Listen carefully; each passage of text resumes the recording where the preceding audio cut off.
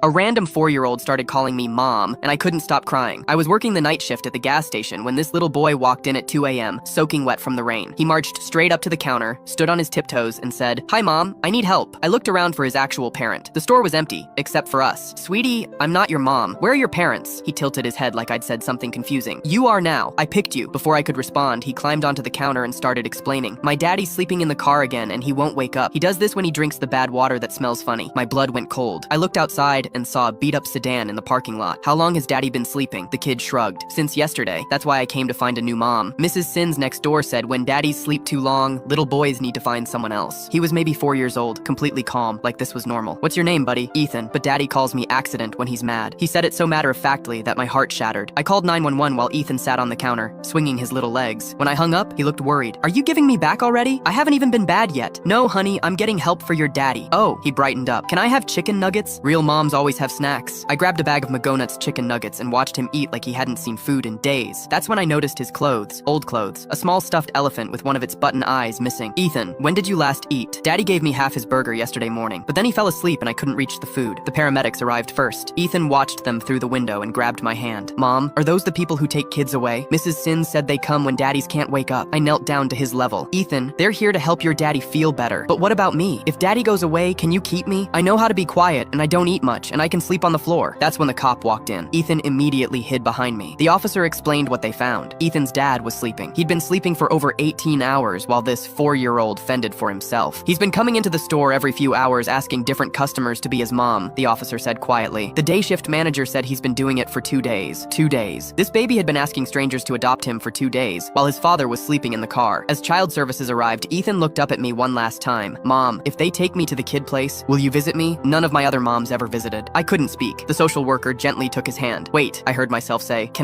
What's the process to..." The social worker's face softened. "Are you seriously interested?" Ethan's eyes went wide. "Really? You want to keep me forever?" The paperwork took forever. Home visits, background checks, court dates. Ethan stayed in temporary care, but I visited him every single day. He'd run to me screaming, "Mom!" so loud that other kids would stare. His caseworker told me Ethan had been in 3 different emergency placements before this. Each time, he'd ask someone to be his mom within hours of arriving. "He's got incredible survival instincts," she said. "Most kids his age would shut down. Ethan just keeps hoping." The day the adoption was finalized, Ethan wore his best outfit, a Superman t-shirt and jeans that were still too big. When the judge asked if he wanted me to be his forever mom, he shouted, "Yes!" so loud the bailiff laughed. 6 months later, Ethan still calls me mom, but now when he says it, he's not asking a stranger for help. He's just coming home. Last week, Ethan brought me a drawing from school. It was our family, me, him, and our cat, Mr. Garfield. At the bottom, in his shaky kindergarten handwriting, he wrote, "My real mom saved me." I cried, just like that first night.